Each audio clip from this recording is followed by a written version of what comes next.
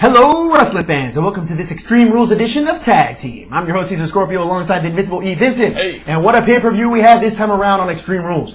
Let's kick it off here from what happened at the top.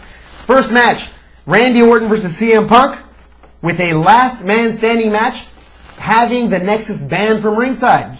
Raw GM emails in, makes it official, and the match is underway. This match, back and forth, a lot of it standing 9 counts, a lot of standing 8 counts, when ultimately it ends with a RKO from the top rope that Mr. CM Punk cannot get up from. So, we'll see if that's the end of that. Only time will tell. Yeah. But again, Randy Orton wins that match. Second one, bonus match that we had here, of 2 bonus matches at Extreme Rules. This match was for the U.S. Championship. Sheamus versus Kofi Kingston. This match was a tables match, which was going back and forth as well. Ultimately, the match ends when Kofi Kingston puts Sheamus through a table with a butt bomb from the top rope to the outside table. That's right, I said butt bomb. You guys know what that is. You've seen it before. It's a butt bomb. Leg drop is when you use your leg. When you use your buttocks to land on the guy's chest is a butt bomb. Okay, that's what it was. Butt bomb. We'll move on after that match again. Remember that he was getting this belt because he's moving over to Raw. U.S. Championship is a Raw belt. How convenient.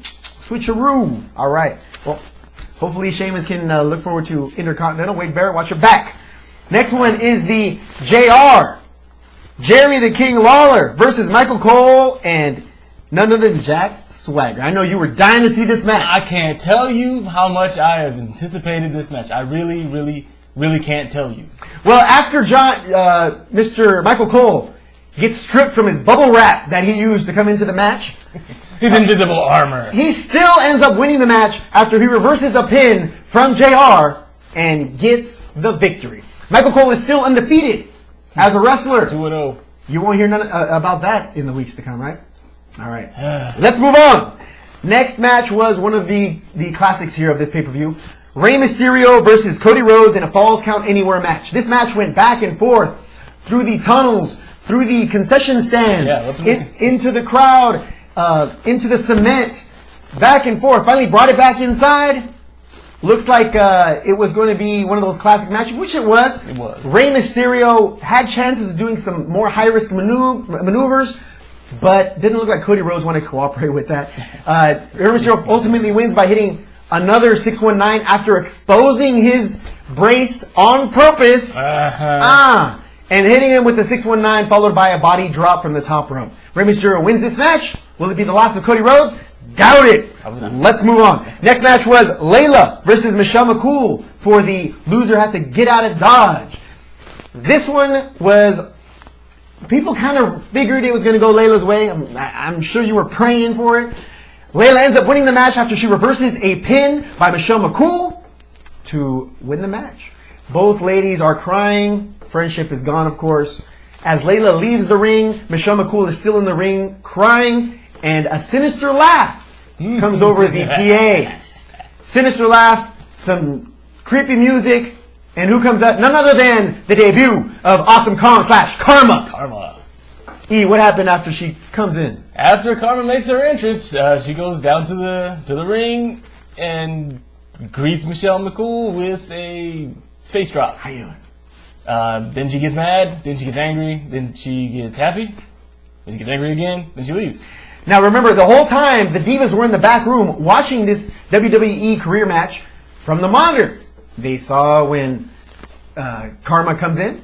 Karma slams Michelle McCool and welcomes herself to the WWE Divas division. So who's going to take her out? Who knows? It's good to see that she's finally back, and I don't think she's going to have a voluntary match in the weeks to come. Everything that she's going to get is going to have to be set up, and I don't see how some diva's going to stand up to her. If Beth Phoenix can't do it, nobody can do it. Those are stick women compared to her. Yeah.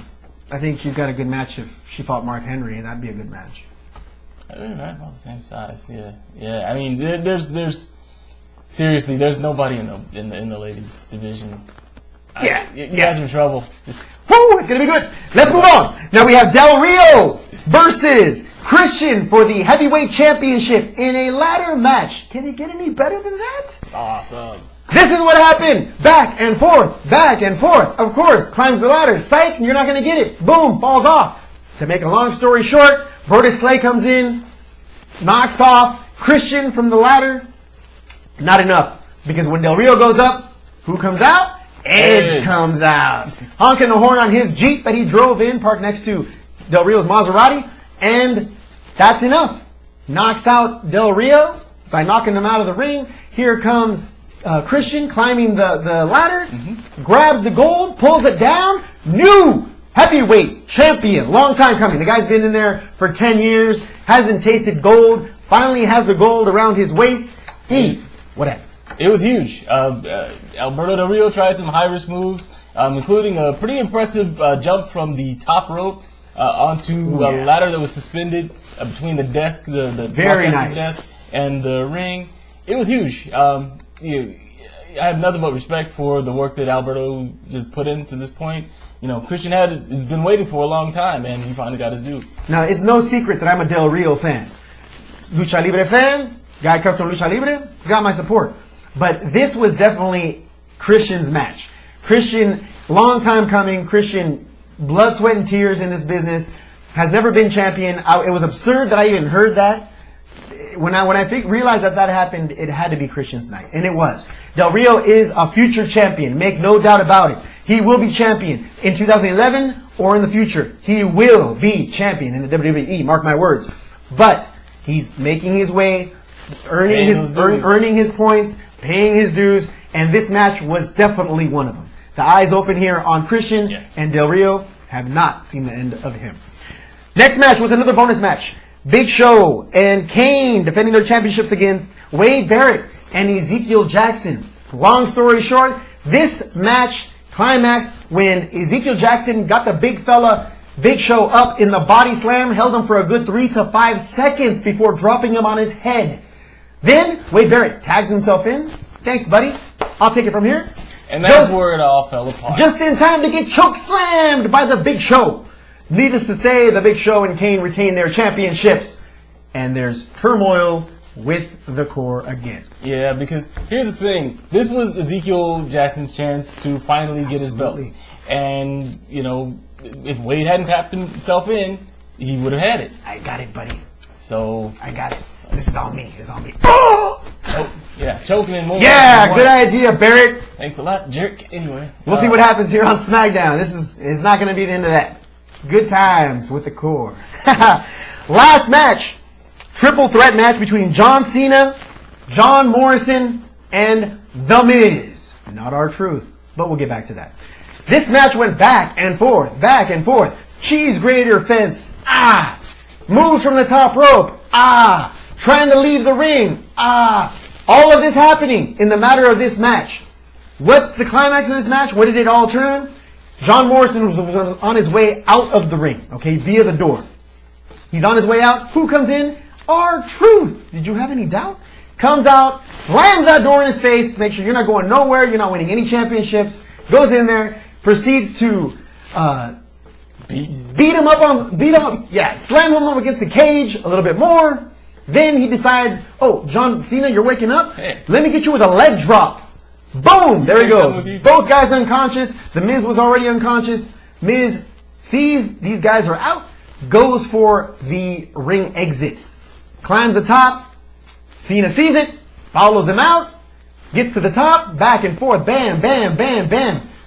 Finally, one of them comes down, trying to do the, Miz is trying to do his finisher on John Cena from the top. Skull Crusher finale does not happen, blocks it. Here comes John Cena with the AA from the top rope to seal the deal and become WWE champion. It's about time. It's about time. John Cena's been away from the gold for a almost a year, as a matter of fact. And he went back in and earned it. One thing I thought that stood out was, you know, R-Truth's interference. He came in and gave John Morrison a taste of, you know, what it felt like to be defeated. Basically came in sort of to prove his point that he could do it once he put his hands on John Morris, kicked John Cena once, and then climbed out just to basically prove that, you know, he could have done it. He had what it took. The truth was told on here, and it looks like he's going to have a shot. John Cena is the type of guy that would give this man a chance. If he thinks he can do it, bring it. That's the way John Cena is. So expect to see that probably in the next matches to come here for John Cena. Could be in the next pay-per-view, limited pay-per-view. So we'll find out. Again, this was a good pay-per-view, good cards here, under promised, over delivered, as he was saying. So it was good to see. Now we will have again another show, tag team, on Tuesday to go over the weekend review for the WWE, including the Monday Night Raw on The Rock's birthday bash. Where was he here? I have no idea. They were in the same town. Getting the ribbons ready or something. He had balloons. He had to blow up or something. Anyway, Rock. He was busy telling somebody that it didn't matter what they thought. Yeah, he's too busy tweeting. Exactly. But again, we'll go over that information here on Tuesday. From myself, Caesar Scorpio, the Invincible E. Vincent, thank you very much for watching our Extreme Rules coverage and review. See you guys on Tuesday.